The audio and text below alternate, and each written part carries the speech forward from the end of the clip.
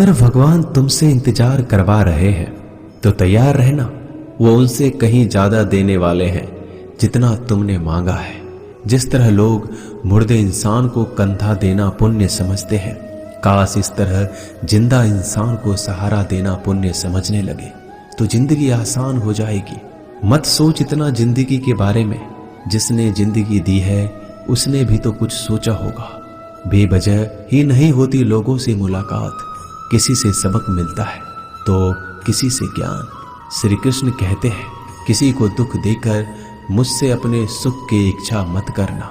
अगर तुम किसी को एक पल का भी सुख देते हो तो अपने दुख की चिंता कभी मत करना। जब दर्द और कड़वी बोली दोनों सहन होने लगे तो समझ लेना जीना आ गया है। कौन क्या कर रहा है, कैसे कर रहा है, क्यों कर रहा है, इन सब से आप जितना दूर रहेंगे उतना ही खुश रहेंगे। हंसते रहो तो दुनिया साथ है, वरना आंसुओं को तो आंखों में भी जगह नहीं मिलती। जीवन में जो होता है वह किसी वजह से होता है, या तो वह आपको कुछ बनाकर जाता है या फिर कुछ सिखाकर। कटना, पिसना और अंतिम समय तक निचोड़े जाना गन्ने से बेहतर कौन जानता है कि मीठा होने का नुकसान कितना होता है।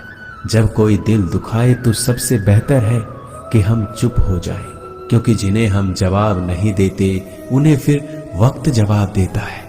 अंधे बहरे गूंगे बनकर अपने लक्ष्य पर ध्यान देते रहो। यहाँ इतने खाली लोग हैं कि ना खुद कुछ करेंगे और ना करने वालों को कुछ करने देंगे, और उनका मनोबल भी तोड़ देंगे। लोग जरा सी बात पर आपको छोड़ देते हैं और भगवान जरा सी प्रार्थना से आपको थाम लेते हैं। कर्मों से डरिए, ईश्वर से नहीं। ईश्वर तो माफ कर देता है मगर कर्म नहीं। यह अटल सत्य है कि जैसे बछड़ा 100 गायों में अपनी माँ को ढूंढ लेता है, उसी प्रकार कर्म अपने कर्ता को आज नहीं तो कल ढूंढ ही लेता है। नीयत साफ और मकसद सही हो तो यकीनन किसी न किसी रूप में ईश्वर भी आपकी मदद करते हैं। जिंदगी में जितना शांत रहोगे अपने आप को उतना ही मजबूत पाओगे, क्योंकि लोहा ठंडा होने पर मजबूत होता है। गरीब रहोगे कोई ध्यान नहीं देता, मेहनत करोगे तो सब हंसेंगे, लेकिन जब कामयाब हो जाओगे तो सब जलेंगे। जिंदगी वो हिसाब है जिसे पीछे जाकर सही नहीं किया जा सकता। इसलिए आज में सुधार करें और पुरानी बातों को अनुभव की तरह इस्तेमाल करें। जिस जिंदगी में उत्साह, लक्ष्य और अनुशासन ना हो उसे जिंदगी जीना नहीं, जिंदगी काटना कहते हैं। कभी कभी आप बिना कुछ गलत किए भी बुरे बन जाते हैं, क्योंकि जैसा लोग चाहते थे आप वैसा नहीं करते। जिस मनुष्य के हृदय में सच्ची मानवता हो उसकी सोच हमेशा यही होगी कि मुझे मिला हुआ दुख किसी को ना मिले और मुझे मिला हुआ सुख सबको मिले। मैंने हंसकर भी देख लिया और रोकर भी देख लिया, किसी को पाकर किसी को खोकर भी देख लिया। ये जान लिया कि जिंदगी वही जी सकता है जिसने अकेले जीना सीख लिया। जिंदगी बहुत कुछ सिखाती है, थोड़ा रुलाती है, थोड़ा हंसाती है।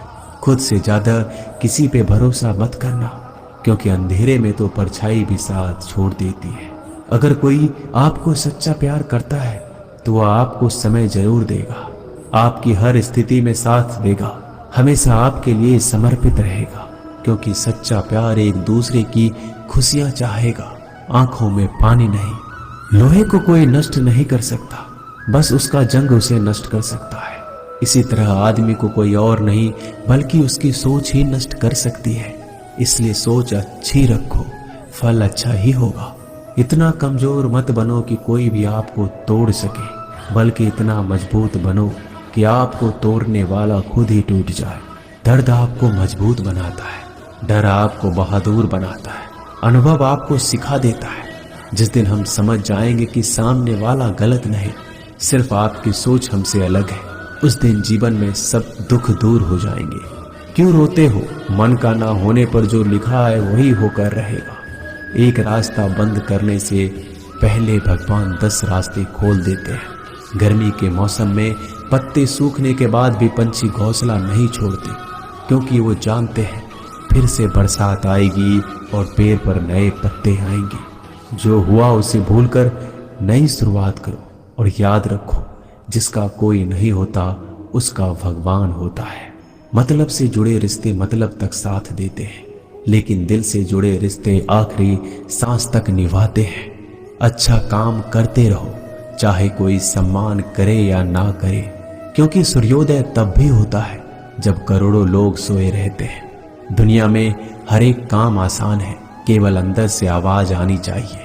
हमेशा मेहनत और उस परमात्मा पर विश्वास रखना इस सफलता का सूत्र है। जीवन में सबसे बड़ी गलती वो है जिस गलती से हम कुछ सीख नहीं पाते। जो व्यक्ति अपने मन को काबू में कर सकता है वह जिंदगी में कुछ भी कर सकता है।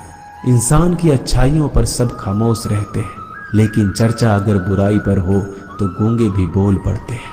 श्री कृष्ण कहते हैं, तुम्हारे बीते हुए कल को तो मैं ठीक नहीं कर सकता, क्योंकि तुम वर्तमान में अगर अच्छा कर्म करोगे तो मैं तुम्हारा आने वाला कल जरूर उजागर करूंगा।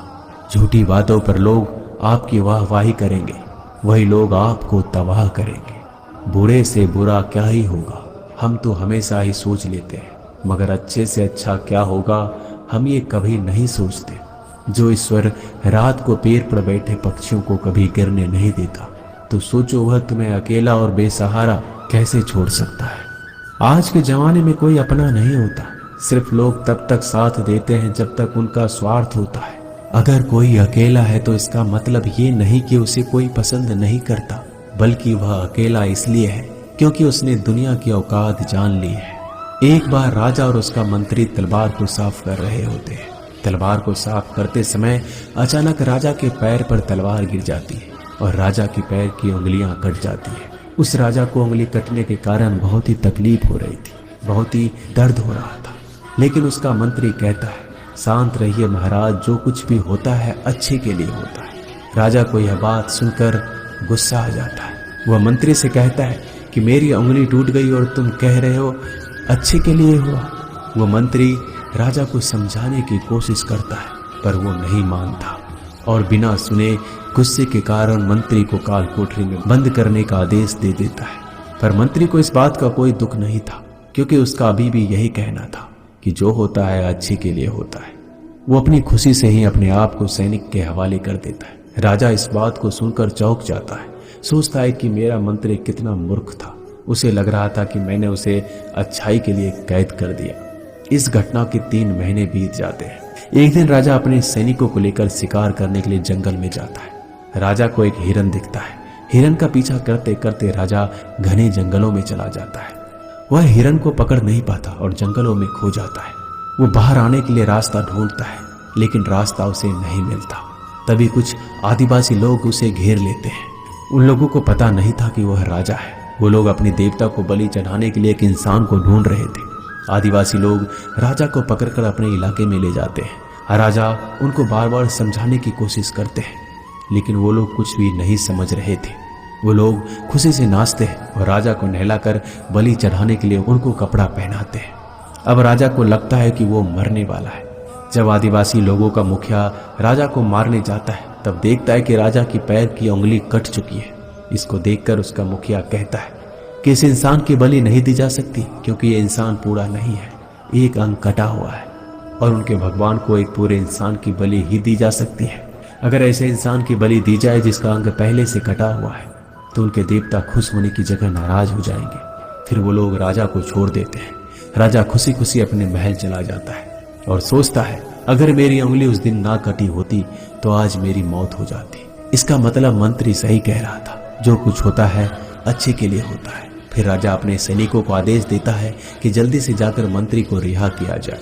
फिर राजा मंत्री को अपना पद वापस देते हैं और पूछते हैं, मंत्री, उस दिन मेरी उंगली कट गई, मेरे लिए अच्छा हुआ, मैं मान गया, लेकिन तुम जेल में हो, इससे तुम्हारा क्या अच्छा हुआ। मंत्री खुशी खुशी राजा से कहता है, महाराज, आप शिकार के लिए जाते तो आपके साथ मुझे भी आना पड़ता, और अगर मैं आपके साथ जाता तो लोग मुझे मार देते। मंत्री की बात सुनकर राजा को समझ आता है कि जो भी हमारे जीवन में होता है वो अच्छे के लिए होता है।